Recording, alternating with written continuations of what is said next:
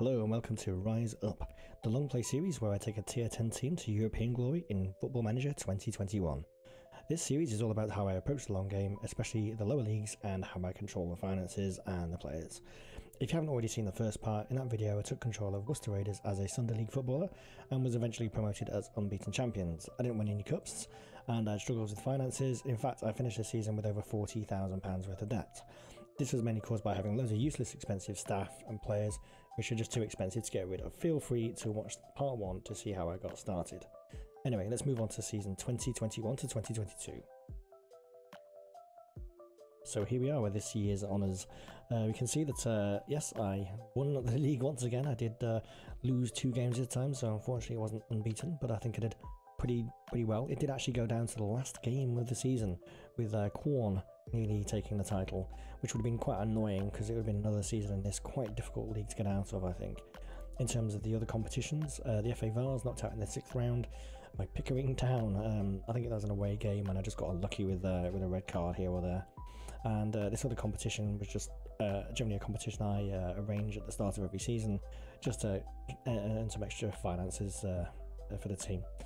In terms of the divisions, let's have a look. That's the club vision. So the board were quite happy that I didn't sign too many players over the age of 30. They wanted me to play attacking football, which I can't. My tactic isn't really that. I don't really do that. So they were quite pleased that I won the league, but I don't think they were too happy that I wasn't very attacking at all. I was quite direct, so that's okay, and I did play counter-attacking football as well, so that's all good. Work within the wage budget. We'll take a look at that in a moment. In fact, you can see it down here. My club is currently spending £452 per week on wages, where the budget is £1,600, so I think I did a pretty good job for that. That was one of my main aims towards the end of last season, was to try and get those finances under control. Let's take a look at the tactics that I did this season. Same as last, really. It is a 4-1-3-2 formation. In this in the early stages of the league, I generally tend to do this formation because it means I don't have to sign quite difficult to scout wingers, and they tend to be quite expensive at this stage. Even if they are free, it's just really hard to get hold of decent wingers. So I stick like this, so it's just pack out the defence and 2 decent strikers. I do have 3 styles in total. In fact, I've got an attacking, a defending, and a standard. Obviously, standard is most normal games. If I'm finding myself under the cosh, I do go into a defensive mode, and I've also got an attacking, all the same formation. It's just that they do slightly different things, more direct, for example, and maybe doing defensive, they're a bit more kind of wasting time and things like that. In terms of transfers, let's take a look. It's been a complicated season, really, because there's been quite a few players that have left, and this was not really something I had much control over, because if they want to go, they can go, because they're not really under contract. So probably the worst one to go for me was Owen Bridge here, because he was really banging them in. If we look against his history, Worcester Raiders. So the first season he was with me, scored 4 goals, and then in 20 goals he scored 12, and he just basically left to join a higher league club, so that was a bit of a shame. In terms of the other players, though, I got again getting loads of players in just to try and get the positions with the best possible players if possible, but I lost a lot of defenders. So if we look at the team report here under squad depth, you can see that I've lost my best left defender and I just couldn't replace him. So I've got someone who's actually better as a right as a right defender, so it's a bit of a shame, but that's something I need to work on for next season, is getting a better left defender. But the rest of the team is generally okay. I think I should be okay for the next season in the new league. I think it's the Isthmian League I'm going to be into next.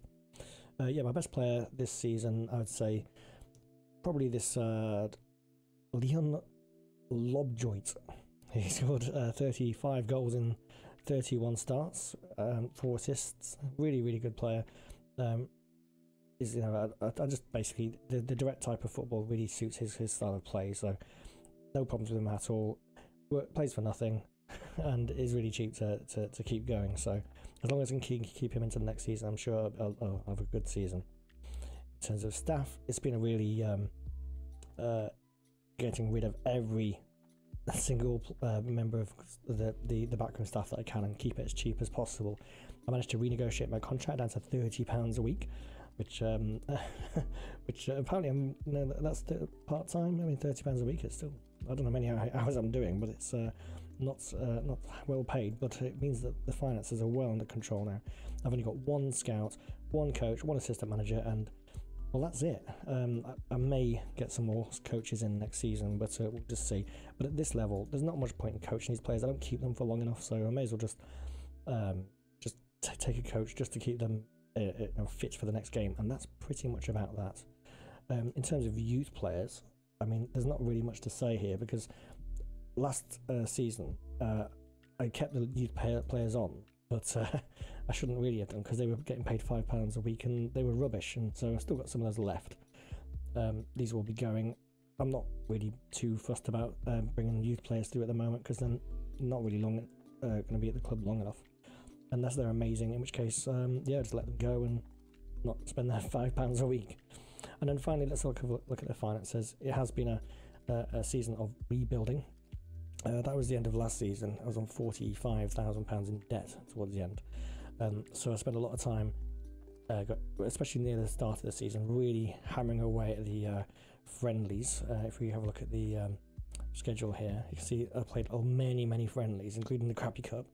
And it's been a pretty decent season in terms of the friendlies. I won most of them, and lots of them away as well, plenty at home, and yeah, so that generated a lot of money. So yeah, finished the season £11,184 in debt. So it's been a good season, and obviously with a bit of income from prize money. You can see there's been a little bit there as well, so that kind of helped as well. But the main match day income is what gave us most of the money this season. So, and that's pretty much about it for this season. Next season, I'm probably going to do exactly the same again. Just I think it's still going to be a non-contract season. We'll see, and then I'm going to keep on playing the same tactics, and hopefully we'll either be kind of top 3 or another back-to-back promotion, ideally.